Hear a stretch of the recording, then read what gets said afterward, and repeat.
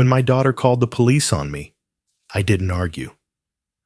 I just laid my hands flat on the hood of the cruiser and waited for the cuffs. I had flown 1,684 miles, spent 670 sadal on a last-minute ticket, and stood outside her apartment for 2 hours with nothing but a wrapped box of peppermint bark and a photo from 1994. I hadn't seen her in 18 years. I thought maybe, just maybe, she'd be curious. Instead, she looked me in the eye and told the officer, "He's been following me since this morning." By the time I was released, it was almost midnight. I was standing in a different city, in the same loneliness I'd tried to outrun, and all I could think about was the last time I saw her. 5 years old, missing her front teeth, asking me if I'd be home in time for her recital. I wasn't. I wasn't there for a lot of things. This story isn't about redemption. It's about distance. It's about what happens when too many birthdays go by unanswered, when the silence becomes heavier than the guilt, and when a daughter learns to protect herself not from monsters, but from the man who made her. But what happened after the cuffs came off? That's what you need to hear. Because somewhere between humiliation and heartbreak, I discovered something I wasn't looking for, a way to show up, even if it was too late to come back. Before we dive into this story, don't scroll past. Stay until the end. Because this isn't about fixing the past. It's about facing it. And maybe, just maybe, understanding what it means to be forgiven without being invited back in. My name is Frank Delaney, and I'm 67 years old. I live alone in a one-bedroom apartment that used to smell like lavender because of my wife, but now mostly smells like the radiator struggling to breathe. The walls are yellowed from time and forgotten dinners. My neighbors are college kids who nod politely in the hallway, but have no idea I even have a name. I wasn't always like this. Once, I was a man with a house, a pickup truck that ran like a dream, and a little girl who thought I could fix anything with duct tape and a kiss on the forehead. Now I can't fix the thermostat. I wake up most nights from the same dream. In it, there's a field of tall grass and a little girl with wild brown curls. She's maybe 5, wearing a yellow dress I vaguely remember buying. She calls out, "Daddy," and starts running toward me. I bend down, arms wide open, but just before she reaches me, a blinding white light swallows her. Every time, I wake up reaching for nothing but cold air. I keep a photo under my pillow. It's a worn Polaroid of me and Anna from the summer she turned 6. She's sitting on my shoulders, her arms wrapped around my forehead like I was the safest place in the world. She had a gap-toothed grin, the kind that made strangers smile back. I used to think I'd always be her hero, but the truth is, I missed too many moments, too many birthdays, too many recitals, too many first days of school where I was just a name no one mentioned. I wasn't a bad man, but I was a weak one. After the divorce, I let pride win. I thought sending checks was enough. I thought sending birthday cards with $50 bills made up for not being there. But kids don't remember money. They remember empty chairs and promises that never showed up. Still, I tried. For nearly a decade after the split, I wrote her letters. Long ones. I told her about my days fixing trucks, about the stray cat that kept showing up on my porch, about how I remembered her laugh whenever I passed the ice cream shop we used to go to. I never got a reply. Sometimes I'd mail her little things. A book I thought she might like, a charm bracelet with a tiny wrench on it, because she once told me she wanted to be a mechanic like Daddy. I sent a necklace shaped like a crescent moon with a note that said, "To my moonlight. Love, Dad." Nothing came back. At first I thought she was just too young. Then I figured maybe her mother was throwing them away. Eventually, I convinced myself that Anna didn't want anything to do with me. And honestly, could I blame her? Still, I never stopped writing. Even when I moved into this small apartment after my wife passed, my second wife, Lorraine, I kept a box of unsent letters, all addressed to Anna, dated and sealed. They sit in the bottom drawer of my desk, next to the photo albums I don't look through anymore. Lorraine used to tell me, "You should call her." But I always said no. I told myself it would make things worse. That if she wanted to find me, she would. But the truth is, I was afraid. Afraid she'd pick up the phone and not recognize my voice. Or worse, that she would. A month ago, something changed. I was sweeping the kitchen when the dream came to me fully awake. I saw her running. I heard her call out. I dropped the broom and sat on the floor for 20 minutes, staring at that old photo like it was a map I'd forgotten how to read. I realized I couldn't die like this, with my own daughter thinking I never cared. Maybe it was too late for forgiveness, but not too late for the truth. I had nothing left to lose. No wife, no job, no reputation. Just a name that used to mean something to a little girl in a yellow dress. That night, I looked up Anna on the internet. It wasn't hard. She'd taken her mother's last name, but the face was unmistakable. She was grown now, a woman with sharp features and tired eyes. She worked in a city I'd never been to, hundreds of miles away. I stared at the screen for an hour before I booked the flight. Not to beg, not to explain, just to see her, just to be there, one last time, in case she ever wondered if I'd stopped trying. The morning I bought the plane ticket, I hadn't slept.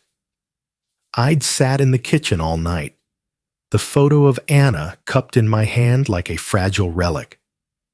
At one point, I found myself whispering to it, asking questions no one could answer. "What's your favorite color now? Do you still hum when you eat cereal?" It was foolish, but it felt more real than silence.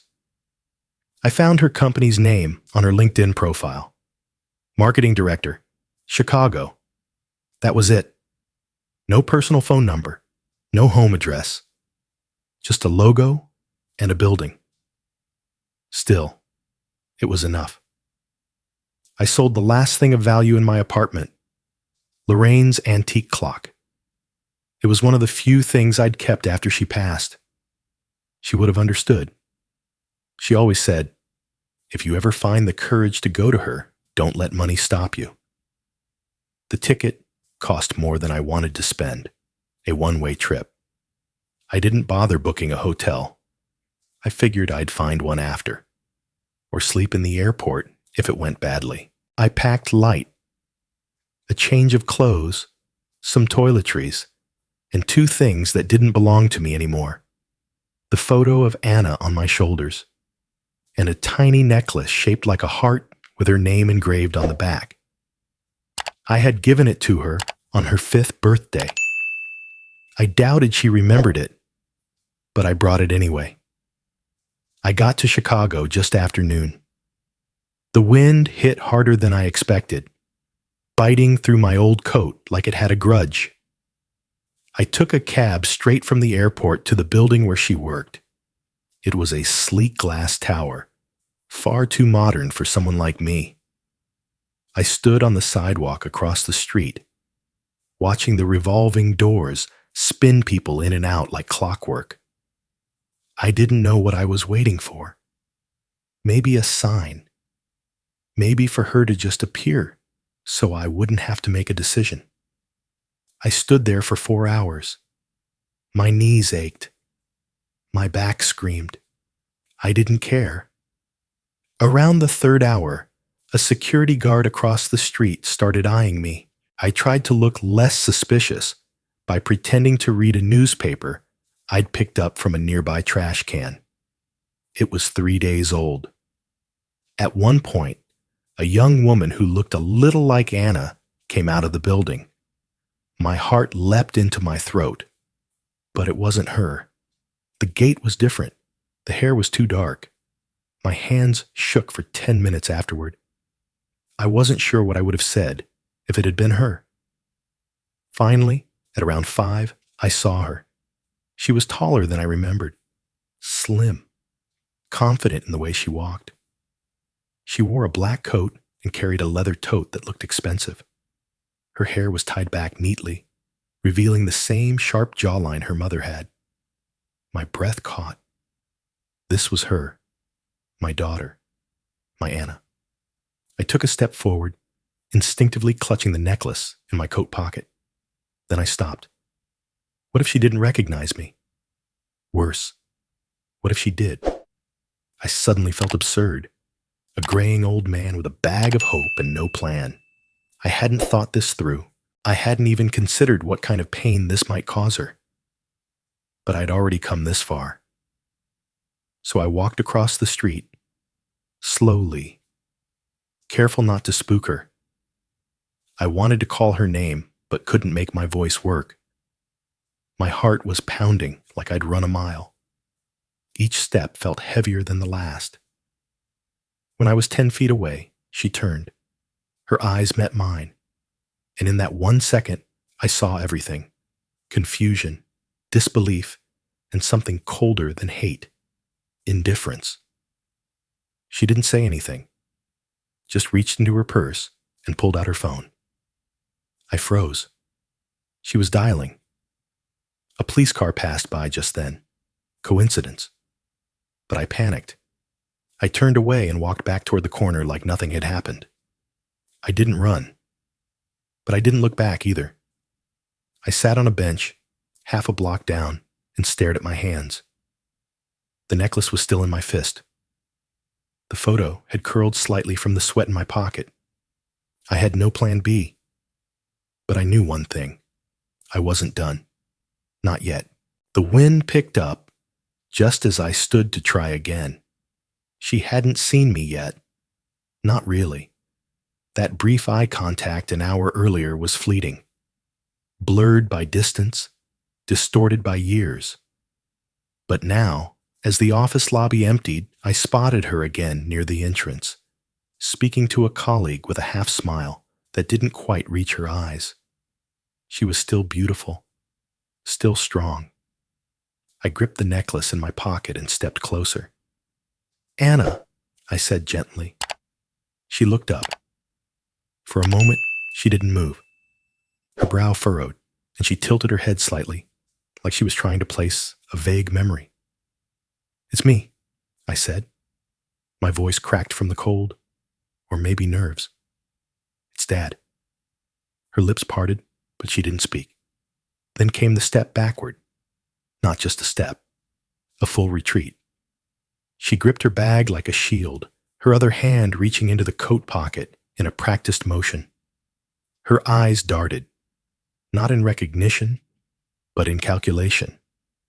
There was no warmth, no flicker of old affection. "Anna," I repeated, louder now, as if volume could erase the years. "I just wanted to see you." She didn't answer, but she didn't scream either. No shouting, no gasp of betrayal. Instead, she looked past me, eyes scanning. 2 minutes later, a police cruiser pulled up to the curb. I felt the dread before I heard the car door slam shut. "Sir," a voice called behind me. "Step away from the woman. Hands where we can see them."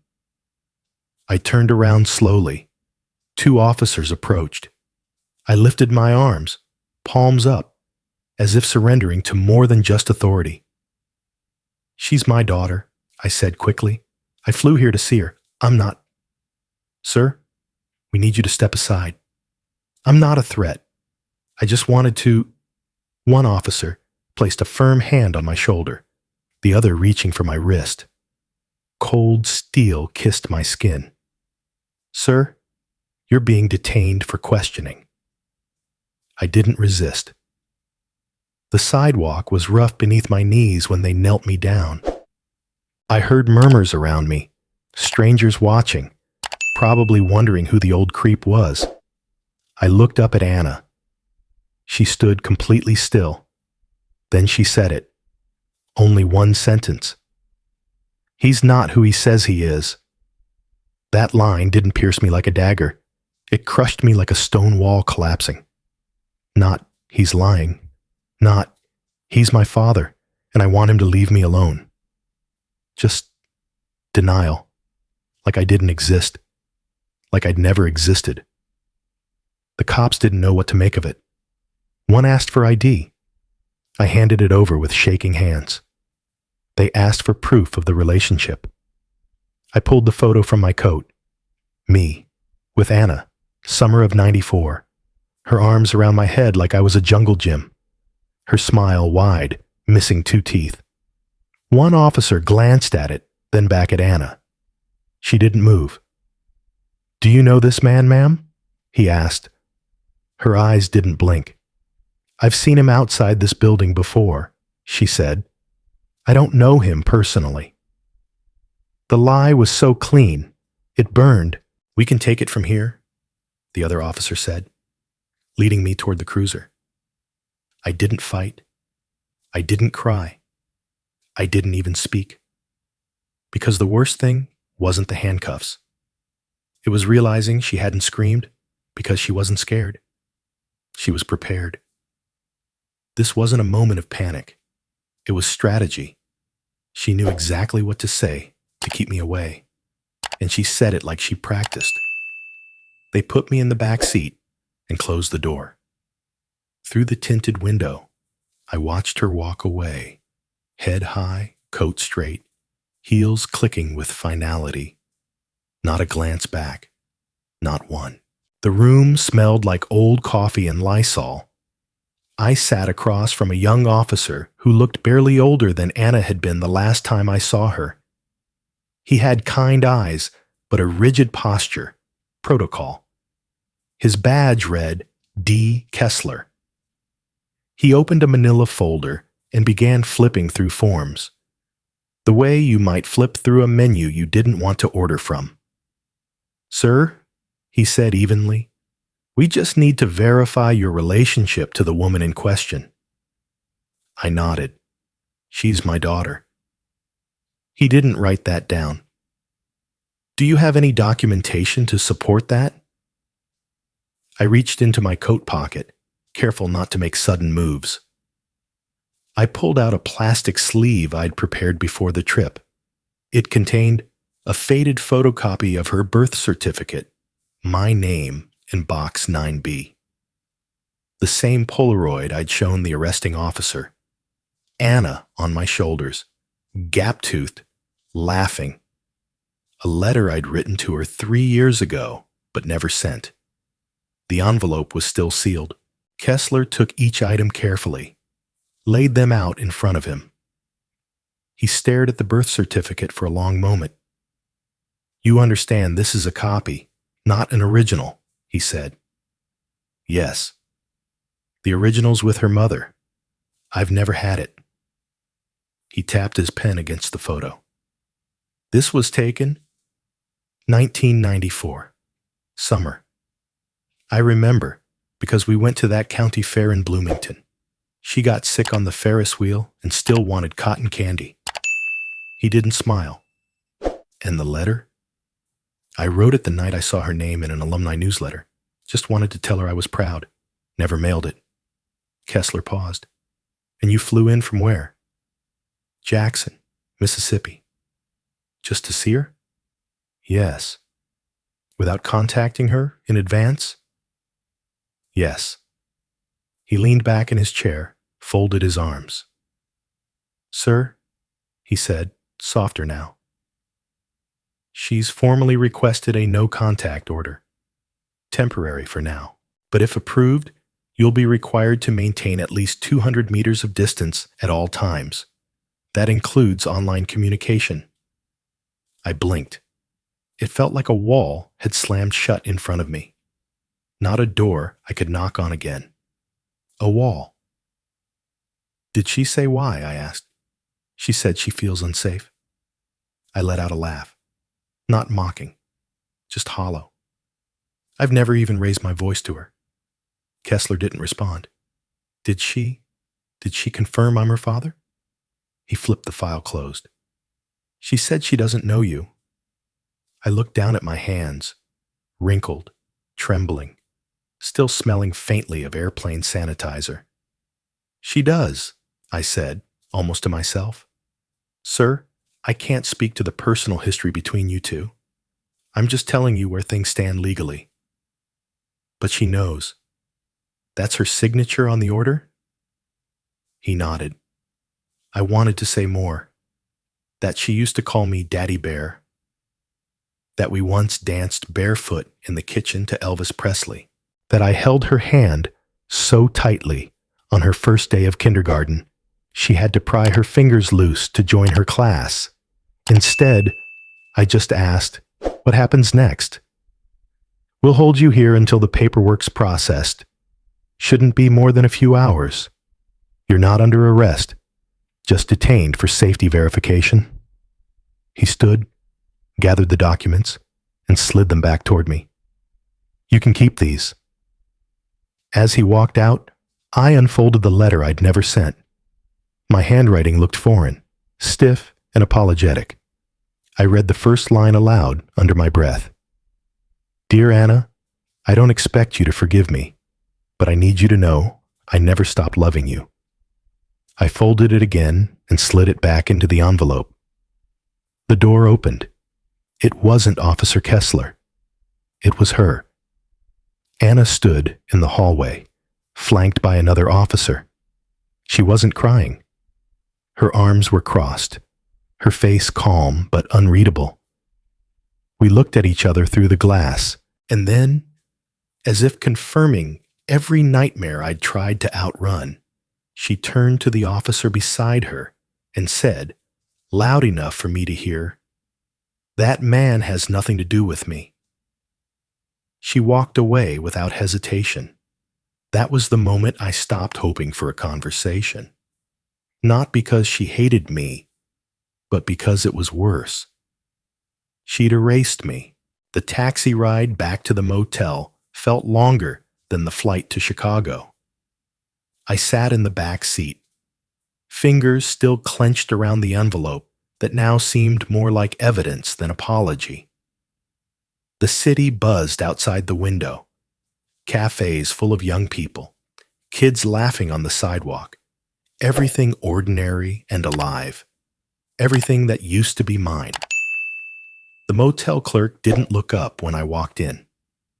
Room 212 smelled like mildew and cigarettes masked by cheap air freshener. I didn't take off my coat. I just sat on the edge of the bed and stared at the brown curtains like they might open to something other than silence. That night, I didn't sleep. Instead, I remembered. Not the version I'd told myself for years. The real one. It was 19 years ago, the year everything split. I had already moved out of the house after months of fighting with Anna's mother, my first wife, Claire. We were both tired of pretending that civility was love, but what I never admitted, not to Lorraine, not to my friends, not even to the man in the mirror, was that I hadn't just fallen out of love with Claire. I had fallen into something else, with someone else. Her name was Margaret. She was Claire's best friend since college, a widow, a kind woman, too kind, the sort who always asked how Anna was doing and brought cookies even after Claire stopped answering her calls. We never meant for anything to happen. That's what I told myself then. That's what cowards say when desire outruns conscience. It started as comfort. Then it became escape. And one Saturday morning, it became undeniable. I remember the smell of her shampoo, the creak of the guest house floor, the knock at the door. I didn't answer in time. The door opened. And there she was. Anna, 14, holding a school project in one hand, a bag of muffins in the other. Her eyes widened as she saw me. Half-dressed, startled, guilty, Margaret stood behind me, equally frozen. Anna didn't say a word.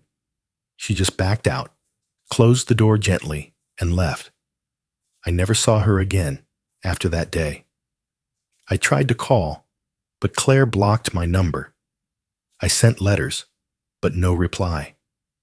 Lorraine, who I married 2 years later, told me to give it time, that Anna would come around when she was older. But Anna didn't just drift away. She had been pushed by me. I thought maybe she'd forgotten. That memory fades.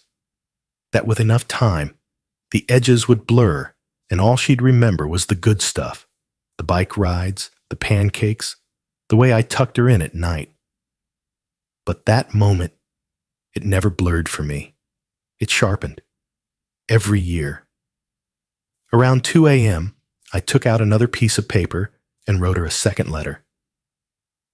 Anna, I don't know if you remember what you saw that morning, but I do. I remember every detail. You walked in on a version of me I wish had never existed. I never wanted you to see your father like that. You deserve better than that image.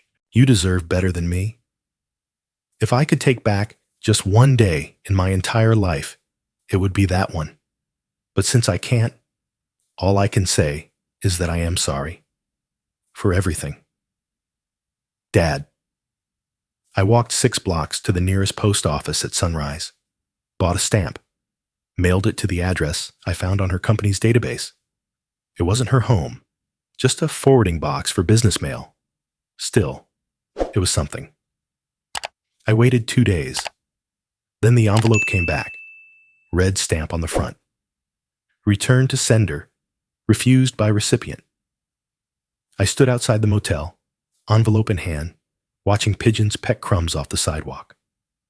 I felt like one of them, aimless, hungry, and uninvited. The next morning, I placed both letters, the one from before and the one she returned, into my suitcase next to the necklace. I zipped it closed. Then I called the airline. Anything available back to Jackson? I asked. Yes, sir. Midday flight. Book it. Return or one way? One way, I said. And then I paused. No, make it round trip. Because something inside me refused to shut the door completely, even if she had. The motel room was quieter than usual that night. Even the ice machine outside had stopped humming, as if the universe had finally run out of noise. I sat on the edge of the bed, shoes still on, coat unzipped but not removed, staring at the plastic keycard on the nightstand like it held some deeper meaning. The envelope was back in my hands, creased now from too much gripping, too many desperate hopes. I laid it beside me, next to the necklace, next to the memory of a little girl I hadn't earned the right to miss. I reached into my wallet and pulled out the old flip phone I carried not because it was useful, but because it was familiar. Lorraine had once programmed it to save a single voicemail permanently. She said, "In case you ever forget who you used to be." I didn't forget. I just couldn't forgive myself. I pressed 1. The speaker crackled, followed by a small voice, high-pitched and breathless with excitement. "Daddy, I made a drawing for you. It's got a rainbow and a truck, and Mommy said you'd love it. I'll show you when you get home, okay? Bye-bye. I love you." The message ended. The silence returned. I played it again, then again. Each time, I closed my eyes and tried to remember that version of me, the man she had drawn in crayon, behind the wheel of a smiling truck, under a too bright sun. That man didn't cheat. That man didn't disappear. That man didn't become a stranger. I looked at the bedside clock. 2:17 a.m. I stood, walked to the bathroom, opened the cabinet.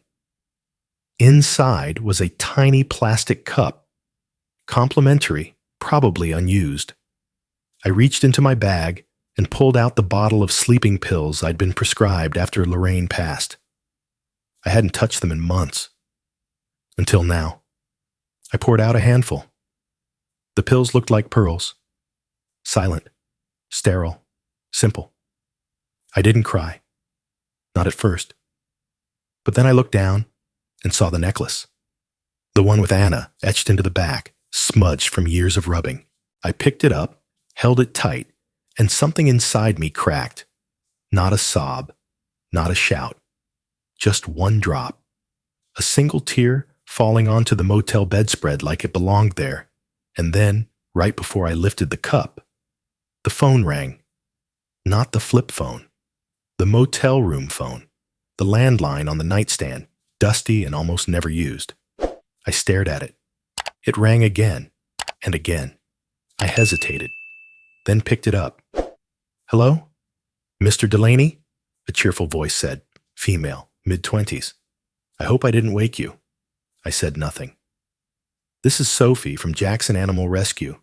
You're listed as a backup contact for a cat named Pumpkin. You brought her in last month for vaccinations." I blinked, confused. "Yes," I said slowly. "She just had kittens," the woman said, her voice brightening. 6 of them, all healthy. And I thought you'd want to know. You gave her that name, didn't you?" I sat back down. "Yes," I whispered. "Well, we'll keep them here for a bit, but we wanted to give you the first opportunity if you'd like to foster, or maybe even adopt one. Totally up to you. No pressure." I swallowed hard. "Thank you," I said. She paused, then added, "You gave her a good name, you know. She's a sweet cat." After the call ended, I sat in the dark for a long time. The pills were still in the cup. I flushed them, not because I suddenly felt hopeful, but because something small and alive in the world still had my name on it, Pumpkin, and 6 tiny lives I had accidentally helped bring into the world. Maybe I didn't deserve a second chance with Anna, but maybe I could earn a first one, with something, or someone, else. I laid back on the bed, phone in one hand, necklace in the other. For the first time in years, I fell asleep without the voicemail playing. And when I dreamed, it wasn't of a girl running into the light. It was of a small orange cat curling up beside me and staying. The next morning, I packed my things and flew home.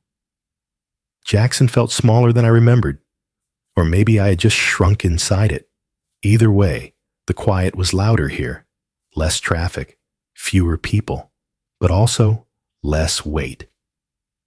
I returned to my 1-bedroom apartment and found that nothing had changed, which was somehow comforting. The radiator still hissed like a tired dragon. The kitchen faucet still leaked, 1 drop every 23 seconds. I counted. That week, I visited the animal shelter every day. Pumpkin was curled in a blanket near the window, 6 kittens nursing beside her. Their eyes were barely open, their fur damp and clinging. They looked like tiny question marks, unsure of the world, but clinging anyway. I didn't speak to them, not at first.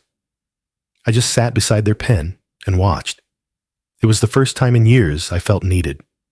Not as a father, not as a man trying to fix the past, just needed. By the second week, I'd been offered a volunteer position, cleaning litter boxes, feeding, sitting with the sick ones. It wasn't glamorous, but it was real, and it was enough. Then came the package. I found it on my doorstep one Saturday morning. No return address, no note. Just a brown padded envelope with my name in crooked black marker, F. Delaney.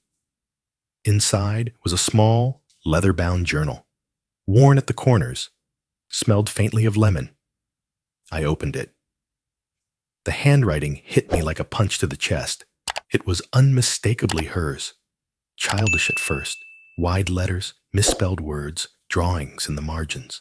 Then slowly maturing, page after page of Anna's life, recorded like a map I'd never been allowed to see. March 6th, age 9. I wish Daddy would call. Mommy says he's busy. I drew him a picture of our dog.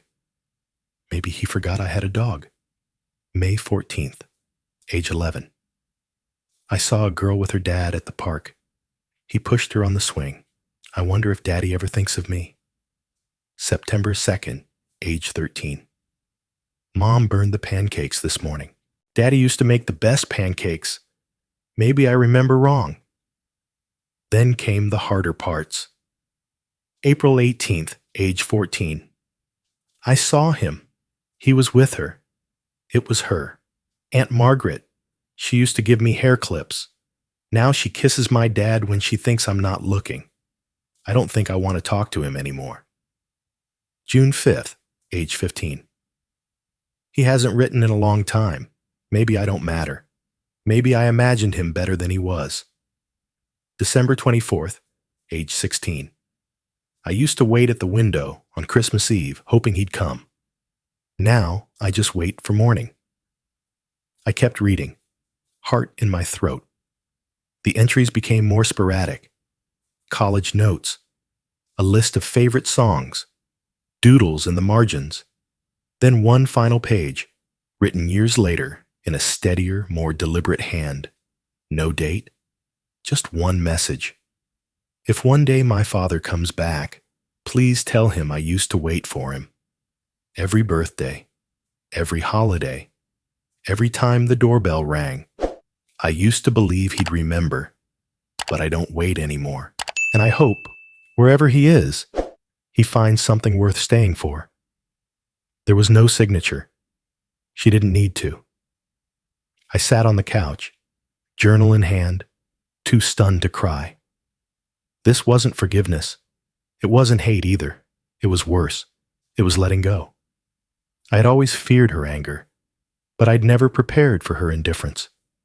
I had never considered what it meant to be forgotten, not out of cruelty, but out of exhaustion. She had waited. And then, she hadn't. I ran my fingers over the last line again and again. I don't wait anymore. It echoed louder than any slammed door. I closed the journal and placed it gently on the table. Then I stood, walked to the window, and looked out at the morning sun crawling over the rooftops. There was no redemption in that package, no invitation. But there was something else. Proof that once I mattered, even if I didn't anymore. 3 days after the journal arrived, I found myself at the corner booth of a rundown diner on the edge of town, staring into a lukewarm cup of coffee. I hadn't called Jerry in over a decade, but he showed up like no time had passed. Jerry was my best friend once, back when I still had friends to speak of. He was the best man at my wedding to Claire, and the last person who ever told me to my face that I was being an idiot when I left. He slid into the booth with a grunt, wiped his glasses on his sleeve, and gave me a look that said he hadn't decided yet if this was a reunion or an intervention. "You're grayer," he said. "You're balder." He smirked. "What's this about?" I reached into my coat and pulled out the journal, placing it on the table like evidence in a case only I could explain. He didn't touch it. "I need to ask you something," I said. "About Claire." He raised an eyebrow. "That's a name I haven't heard in a while. Did she ever say anything after I left? About Anna? About the letters I sent?"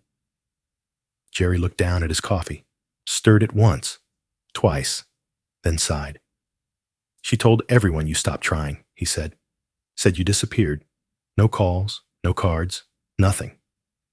I nodded slowly. But that's not true. I sent letters, gifts. I even tried calling. He looked up. I know you did. The words hit me harder than I expected. She had them intercepted, he continued.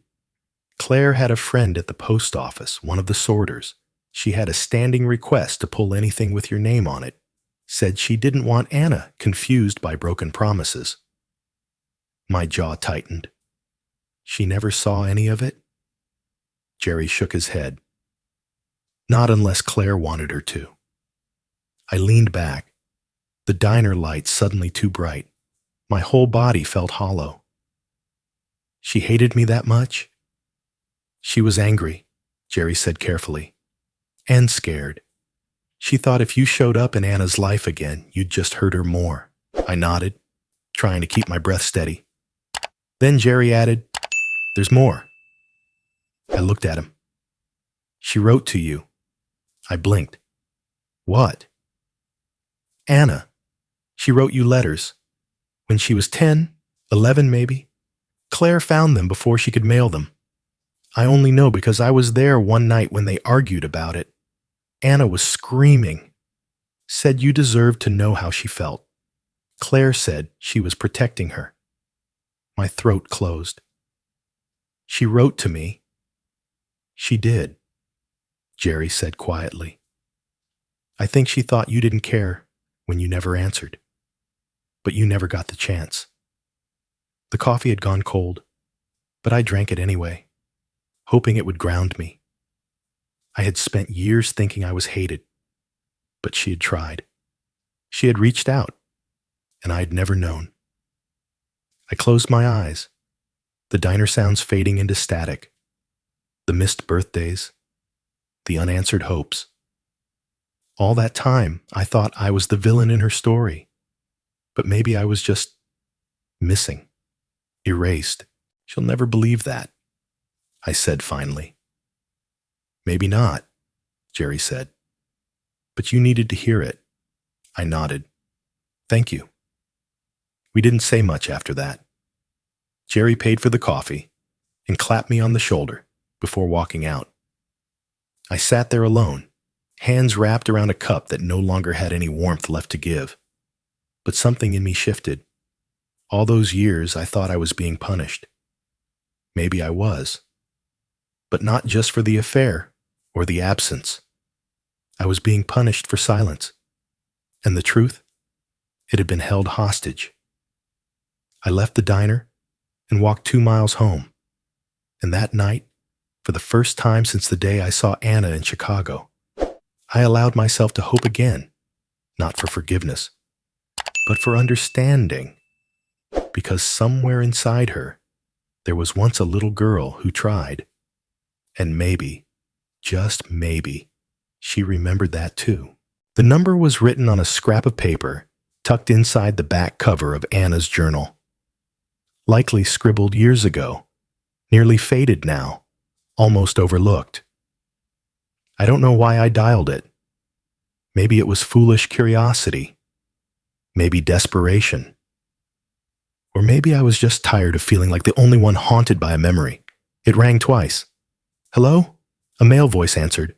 Calm, young, unrecognizable. I hesitated. Hi, I'm looking for Anna. Anna Price. A pause, then measured words. Who's this? My name's Frank. I think I have the wrong number. He didn't hang up. Frank. Delaney. My breath caught. Yes. Another pause. You're her father. It wasn't a question. Yes, I said again, softer now. I didn't mean to bother anyone. You didn't, he replied. This is Ethan. I'm her ex-husband. The name rang no bells. I hadn't known she was ever married. Ethan continued, his voice cautious, but not cold. She doesn't know you're calling, does she? No, I admitted. I found the number by accident. It's from an old note and something she sent me. I didn't think it would still work. It usually doesn't, he said. I kept it for emergency paperwork. She doesn't use this line anymore. I stayed silent, unsure what to say next. After a moment, Ethan broke the quiet. She told me about you. A little. I'm surprised, I said. She didn't talk much, but I asked once about the photo in her wallet. That caught my attention. What photo? Of you. Black and white. Looked old. Faded around the edges. She kept it in the back, behind her ID. Wouldn't say much about it. Just, he used to be someone important. My throat tightened. She carried it all through college, Ethan added, even into our first year of marriage. I didn't trust my voice, so I said nothing. She hated what happened, he continued. The silence, the years, but she always thought you'd come back. I closed my eyes. She thought I didn't want her, I whispered. She thought you left for good, Ethan corrected. That you'd stop caring, stop trying. She never knew about the letters, or the gifts. Her mom never told her. I know, I said. I found out too late. Ethan paused again. She waited, Frank. You should know that. For a long time. I don't deserve to hear that, I muttered. Maybe not, but you should. He let the words hang between us. She's strong, he said finally. But she's not made of stone. She just stopped hoping before it broke her. That landed harder than anything else had. Stopped hoping before it broke her. It explained everything. The coldness, the silence, the single sentence she said to the police. He's not who he says he is. Not hatred, just armor. Thank you, I said, my voice breaking despite me. You planning to call her? No. Why not? Because if she wanted to talk to me, she would have by now. I'm not here to force anything. I just wanted to know if I was ever real to her. You were, Ethan said. And for a brief second, I let that be enough. We ended the call without promises or platitudes. I sat on the couch, phone resting on my leg, the silence now softer than usual. She had waited. She had carried my picture. She had told someone once that I mattered. But in the end, she believed I had vanished. Not abandoned, erased. That was the tragedy. Not that I had disappeared, but that she thought I'd meant to. And now I understood why her voice had no tremble when she denied me. It wasn't anger. It was closure. The kind you write for yourself when no one else gives it to you. It took me 3 days to write the letter. Not because I didn't know what to say, but because I knew too much. Every sentence felt like a risk. Every word, a chance to either reopen a wound or quietly let it heal. I sat at my desk, the same one Lorraine used to pay bills on, and stared at the empty sheet of paper like it owed me something. I sharpened a pencil instead of using a pen. Somehow, graphite felt more honest, less permanent. Like I wasn't carving this into stone, but simply whispering it onto the page. Dear Anna, I wrote. Then I stopped. I crossed it out, started again. No, that's not right. You don't owe me a greeting. I crumpled the page and started over. This time, I let the words fall the way they needed to. I'm not writing to ask for forgiveness. I know I forfeited that years ago, long before you were old enough to understand the weight of my absence. I'm not even writing to explain myself, because explanations sound like excuses, and you deserve better than that. All I want, if anything, is permission. Not to return, not to reclaim, not even to be called Dad, just to be there. Once, at a distance, quiet, no expectations, to see you happy, from afar, to know you're safe. If that's too much, I'll understand. But if your heart has even the faintest space where my name used to live, I'd like to stand in that shadow, once, and then go. I paused, let the pencil fall from my hand. My chest ached, not from sadness, but from how much it didn't ache, how numb I had grown to missing her. I placed the letter on the table and looked around the apartment. A thin layer of dust covered most things: the couch, the bookshelf, the photos no one asked about anymore.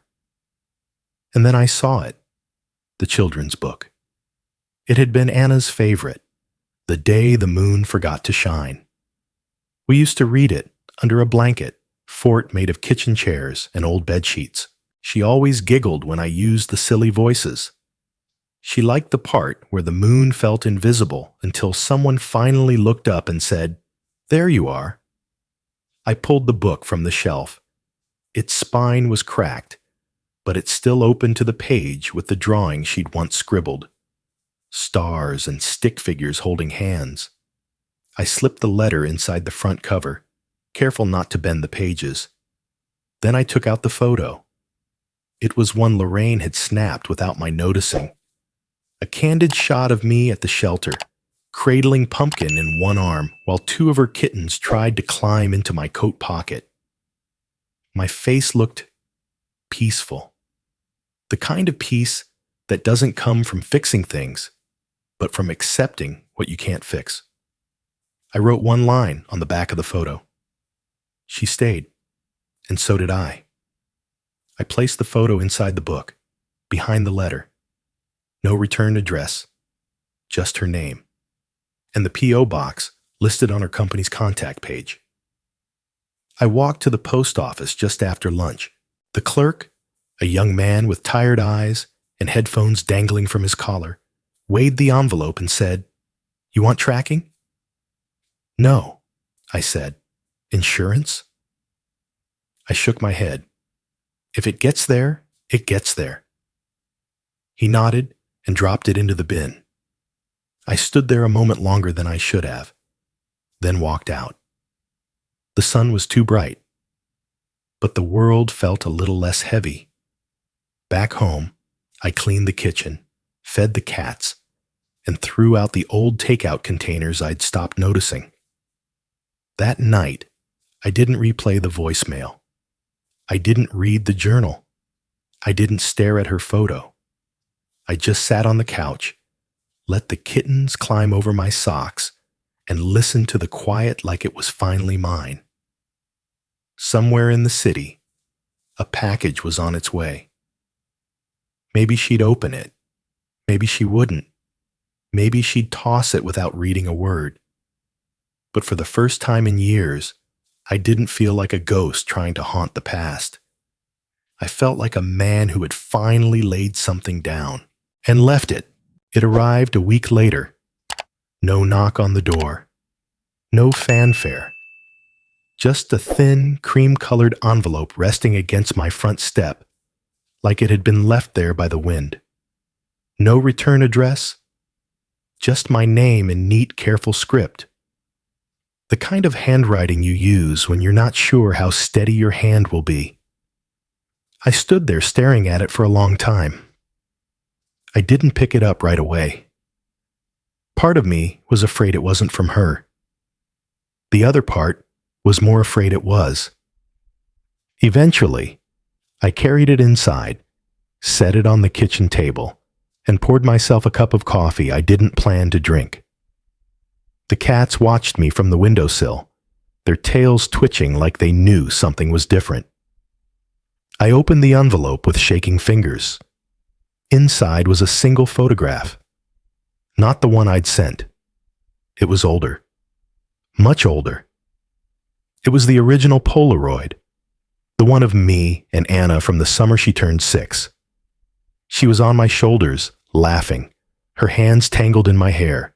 The sunlight had bleached the edges, and the bottom corner had been torn away, jagged like something ripped in anger or grief. But someone had taped it back together. A strip of clear tape ran diagonally across the corner, clumsy and obvious, but intentional. I turned it over. There, written in the same steady handwriting, were 12 words. I kept it, Because that was the day I believed you loved me. That was it. No signature, no date, no other message. Just a memory repaired and returned.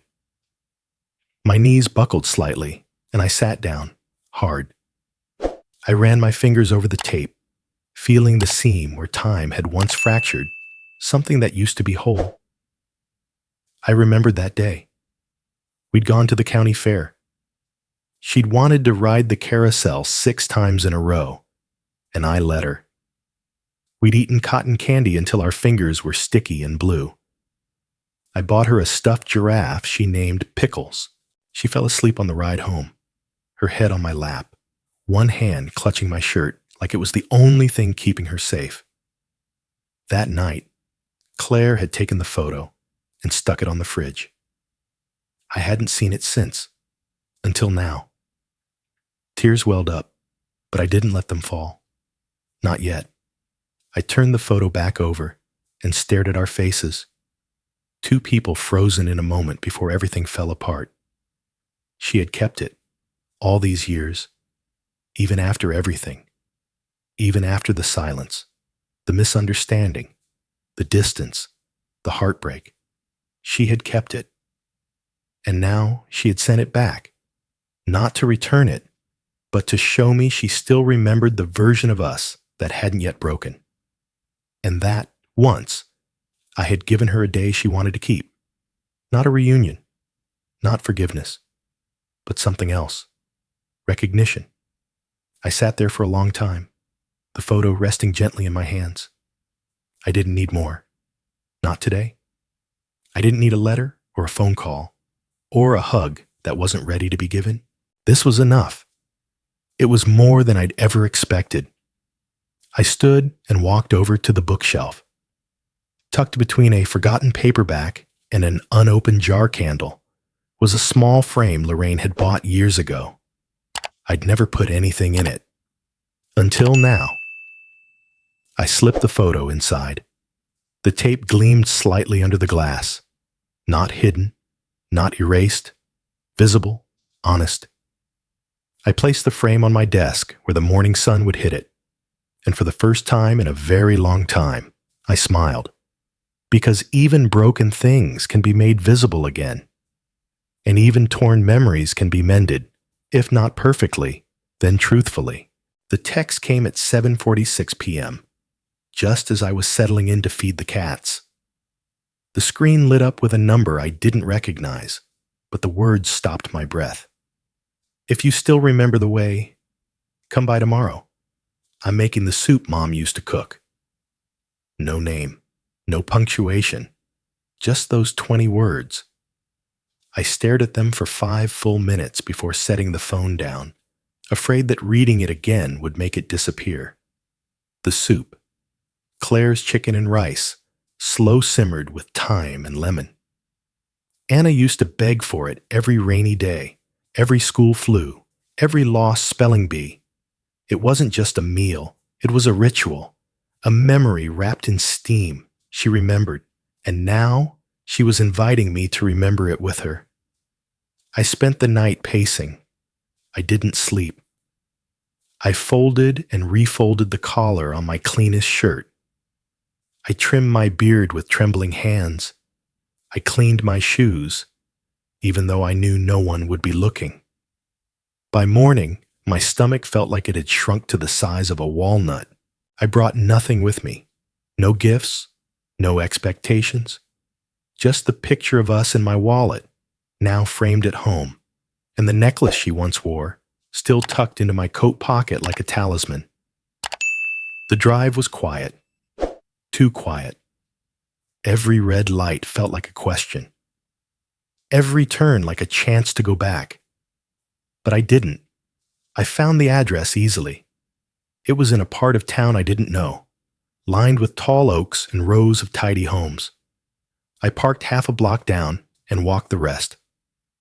As I approached her porch, I noticed the lights inside were on. Soft, warm. No shadows.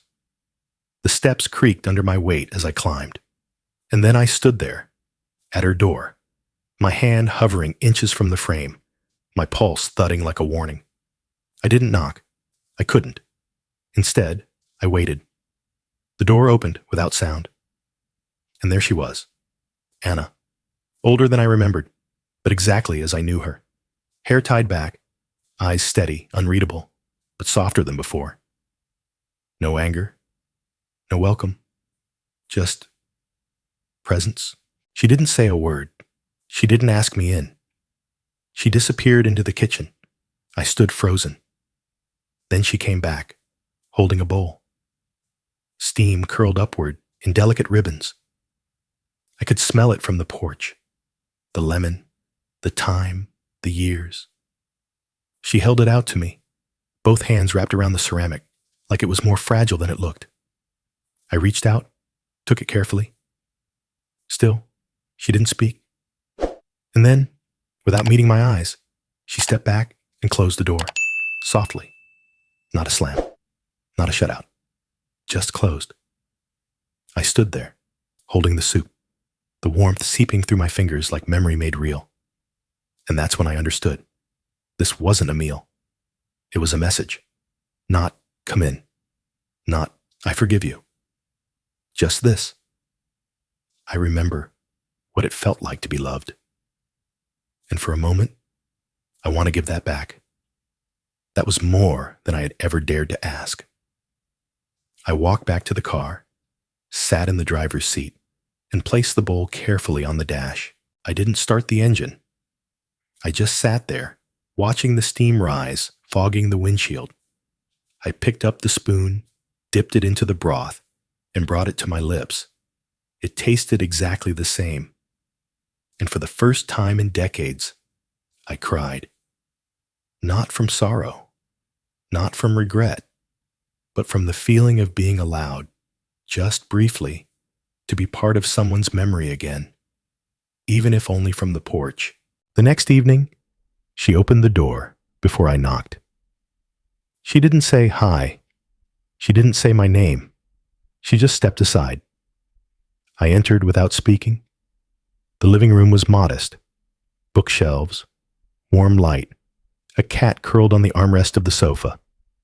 Not Pumpkin, but something about its sleepy eyes made me feel less like an intruder. The table was already set. 2 bowls, 2 glasses of water, a small plate of bread, buttered lightly, the same kind Claire used to serve. Anna gestured to the chair, and I sat. She sat across from me, hands folded in her lap. Still no words. And somehow, that made it easier. We picked up our spoons at the same time, as if the silence had choreography. The soup was the same. Maybe not in ingredients.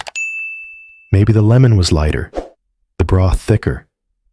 But in soul, it was exactly as I remembered. Each bite was a breadcrumb leading back to a kitchen long gone. A young girl swinging her legs under the table.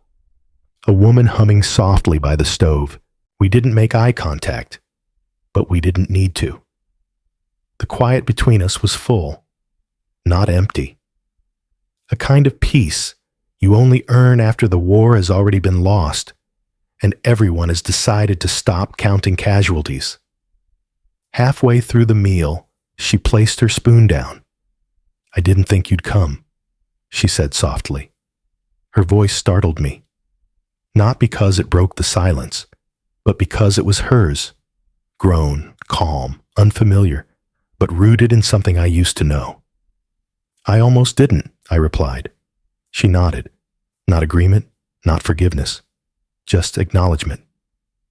"I was angry for a long time," she said. "And then, I just got tired." I wanted to say I understood, but understanding isn't something you claim. It's something you show. So I said nothing. She picked up her spoon again.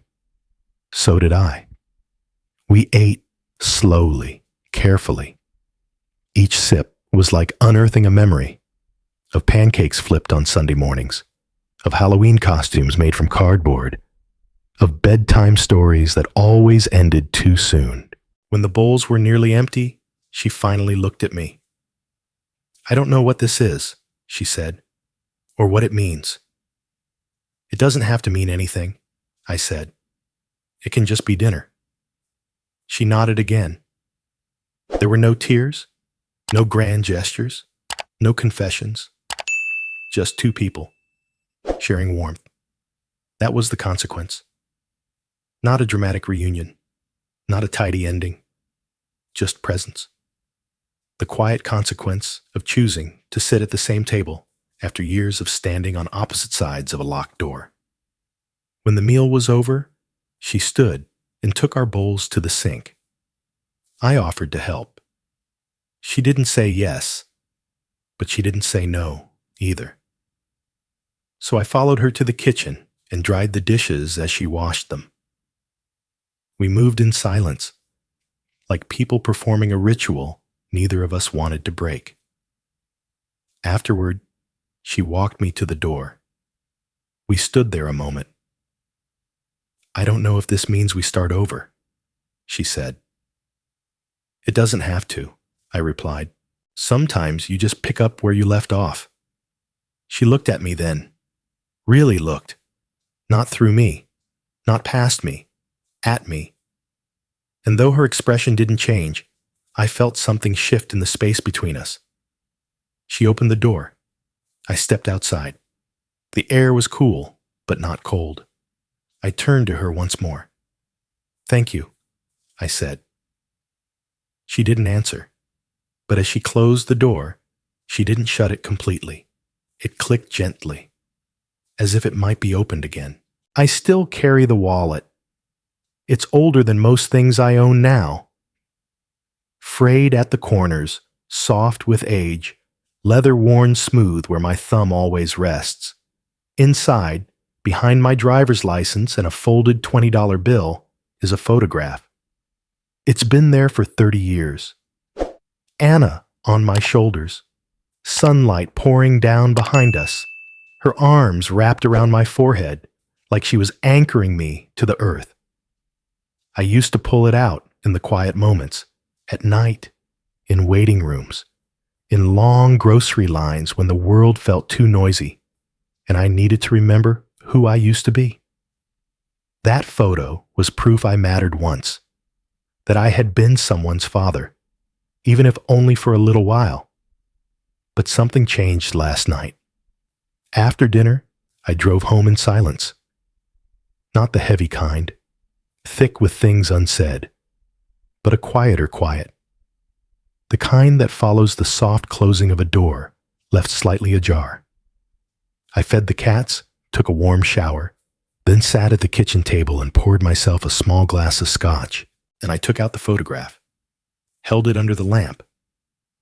I didn't cry. I didn't smile. I just looked. And then, for the first time, I noticed something I'd never really seen. Anna's face, tilted slightly toward me. Her eyes weren't just happy. They were trusting, open, full of the kind of love kids give freely before they learn how the world can twist it. I remembered the day she gave me the drawing that matched that photo. Crayons on construction paper. Me in a red hat. Her on my shoulders. A big yellow sun in the corner. She had written Daddy and me in uneven, proud letters. I hadn't kept the drawing, but the photo had stayed. Through every move, every mistake, every moment I wanted to disappear but didn't. It stayed. But last night, after dinner, after the soup and the silence and the soft clink of dishes in her sink, I realized something I hadn't expected. I didn't need the photograph anymore, because I had seen her. Not the memory, not the child in the picture, the woman, grown, strong, not smiling, but not shutting me out either. She had handed me a bowl of soup. She had sat across from me, spoon to mouth, just like she used to. She had let me in, just a little, but enough. I stood from the table, still holding the photo. Walked across the apartment to the shelf where the frame sat. I took the framed copy down, removed the glass, and carefully unfolded the original from my wallet. Then I placed it on the table. not as something to carry, but something to leave behind. Not because I was letting go of her, but because I no longer needed to grip her so tightly in my past. The photo belonged to the present now. The version of us that sat quietly, sharing soup, rebuilding not a relationship, but a recognition that I had been her father, and that, maybe, I still could be, even if only a little, even if only on rainy days when soup simmered on the stove and silence felt like an invitation instead of a punishment.